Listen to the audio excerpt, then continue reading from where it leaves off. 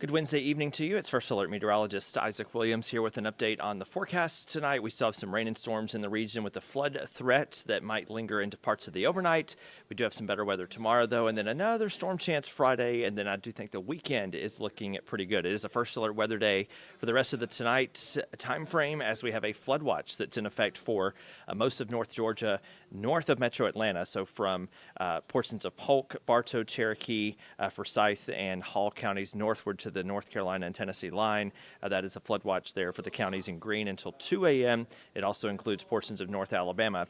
First Alert radar coming up here in just a second, and that we do still have quite a bit of rain and storm action out there, and that flood watch was issued a little bit earlier today.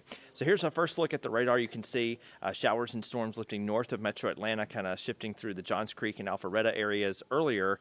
This is a loop over the last 2 hours, and you can see some rain and storms moving east, some are lifting north, but looks like the heaviest activity at the moment is focused up into portions of Cherokee County and Bartow County, and then up into portions of southern Dawson County just south of Dawsonville. This is also going to continue moving over the Lake Lanier area over the next hour or so. A lot of us have seen occasional downpours throughout the afternoon and evening hours. Here's a bigger picture view of the Metro Atlanta region, and we do have some light to moderate rain across West Georgia, but you can see the intensity, thankfully, is actually coming down. We do still see that increase in storm activity, though, in southwestern Cherokee County. That seems to be where the heaviest rain is at the moment.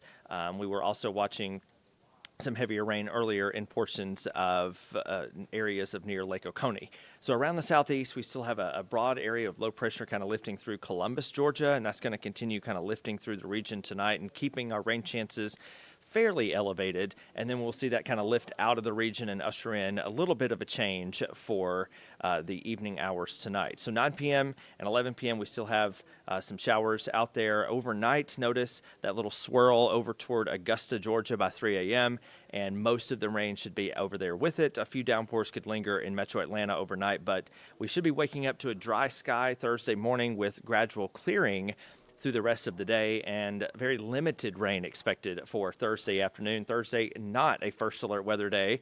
The first time this week we have not had one of those. Outside across Midtown this evening, you can actually see a fairly pleasant sky.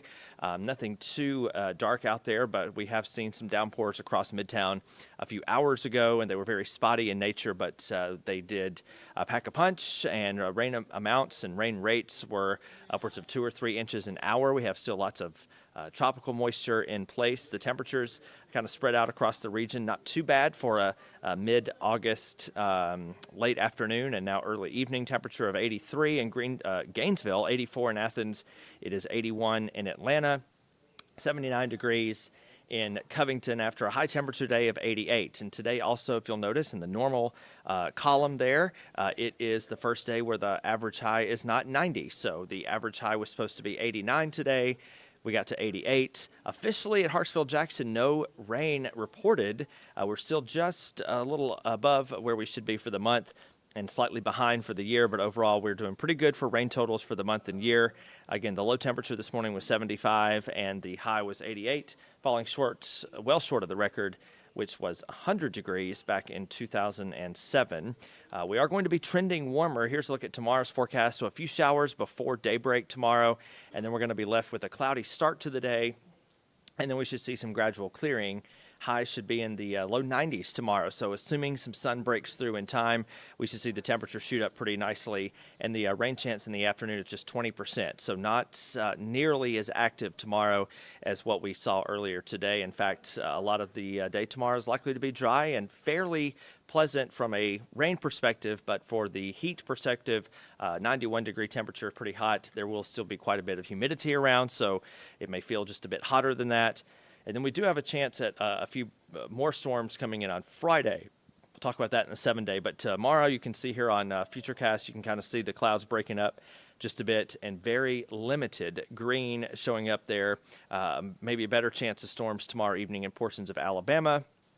but most parts of Georgia should be nice and dry for Thursday. The latest with Tropical Storm Erin has continued to struggle much of the day, although as of the 5 o'clock advisory from the National Hurricane Center, winds are now up to 50 miles per hour. It's moving west at 17, so the forward speed has slowed down a little bit from previous days where it was moving at 20 plus. And this is going to continue moving west and then slightly turn west and northwest. You can see by Friday afternoon, it's a strong tropical storm of 65 winds, and then a fairly steady strengthening into hurricane status is expected over the weekend. Here's a closer look here. You can see Category 2 intensity by Friday night and Saturday morning. Saturday afternoon, it is almost a Cat 3. And then by Sunday into Monday, it is a Category 3 with 120 mile per hour winds. And at this point, it should be moving more northwest. So other than some rough seas for some of the Caribbean islands and the Bahamas, a direct hit looks unlikely. The track has shifted slightly west today, but it's still not too much of a concern. But that's something that we'll continue to watch. Several models have trended slightly westward, but that still does not necessarily mean anything bad for the United States. But we've always kind of seen a risk of rough seas and rip current issues on the east coast of the United States with this. And the latest spaghetti models, you can see a clear westward shift here, but still a turn northward. That's the most important component of this. No model shows it moving west into the Bahamas and Florida. But earlier models were kind of centered in the spaghetti models here. You can see the island of Bermuda now on the right side of the spaghetti models, whereas yesterday and the day before that, Bermuda might have taken a direct hit. And again, we're still kind of on that envelope of time of 5 to 7 days where forecast confidence is not super high. So we'll have to watch trends in the models to see if a westward shift continues a little bit, because even if it moves a little bit farther west, assuming it turns north in plenty of time, there are going to be no issues for the United States. But again, getting a little bit closer to the Outer Banks of North Carolina the last few model cycles, we've kind of seen this. We call this the windshield wiper effect, and it kind of goes back and forth until confidence can increase just a bit. But other than some rough seas, some rip current issues, no issues for the United States as of this model cycle and as of this cone from the National Hurricane Center. I'll back it up and show you everything goes north of the Windward Islands. A closer look here is a Category 3 storm emerging away from Puerto Rico and kind of missing the Bahamas as it turns by Sunday and Monday. If any other shifts occur, though, of course, we'll let you know. But again, the latest spaghetti models here are very tightly packed, and notice though they do begin to spread out a little bit, and that's just common model inconsistency and lowering accuracy. Forecast accuracy always decreases going into the mid-range, and that's something that just to be mindful of. 7-day forecast. So we've got a 20% chance of rain tomorrow at 91. Friday is a little interesting, where we could see some storms flare up in the western Carolina mountains that could drift southward into East Georgia. We're not really looking at a widespread threat just yet, and then we see a slow decrease of storm chances through Saturday, and then we're back to a 20% on Sunday. So outdoor plans this weekend.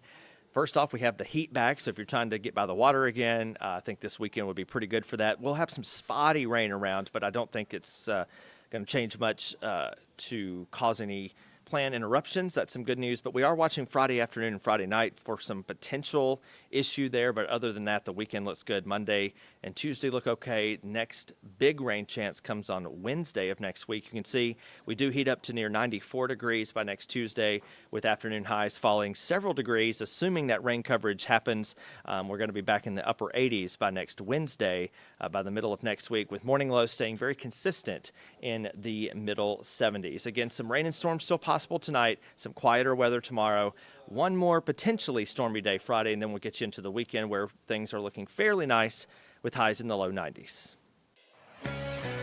Stay up to date on your latest weather from the largest team of meteorologists in the Southeast. Download the First Alert Weather app for hour-by-hour forecasts and join us every weekday at 11:30 a.m. on ANF+. You can also text weather to the number on your screen, and we'll send a link directly to your cell phone.